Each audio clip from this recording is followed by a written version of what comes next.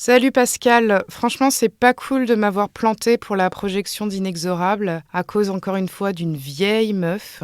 Et surtout, c'est dommage pour toi, car le film, il t'aurait plu. Le réalisateur, c'est Fabrice Duvels, un mec que t'aimes bien en plus, parce qu'il fait du cinéma efficace, comme tu le dis souvent, plus que de se branler la nouille, qui est la spécialité de notre patrimoine culturel. Encore une fois, je te cite, j'ai pas envie de me mouiller. Inexorable, c'est l'histoire d'un écrivain chelou. Bon, c'est un pléonasme, je sais, qui est interprété par Benoît Poelvoorde. Et cet écrivain chelou, il vit dans une immense baraque à la campagne avec sa femme, Mélanie Doutet, leur fille et un grand chien blanc. Cinéma fantastique oblige, enfin fantastique, on s'entend. Du jour au lendemain, magie du cinéma, on sait pas pourquoi, il y a une petite meuf qui vient habiter chez eux et qui va foutre un énorme dawa. Déjà visuellement, le film il a de la gueule, c'est du 16 mm, même si je dis souvent que 16 mm c'est pas assez. Le 16 mm il donne un grain plus mystérieux et angoissant à l'image, je trouve.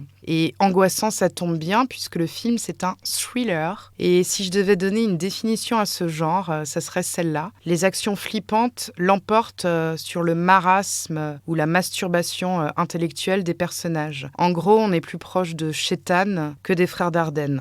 Donc l'histoire d'une jeune fan d'un écrivain, ça a déjà été vu et revu au cinéma, notamment dans Misery, l'adaptation du livre de Stephen King. Mais l'ajout du romantisme noir donne une dimension au film telle qu'on peut s'identifier soit au personnage public, donc l'écrivain, qui ne mesure pas la portée de ses actes et qui ne comprend pas que n'importe qui puisse ou l'idolâtrer ou le détester.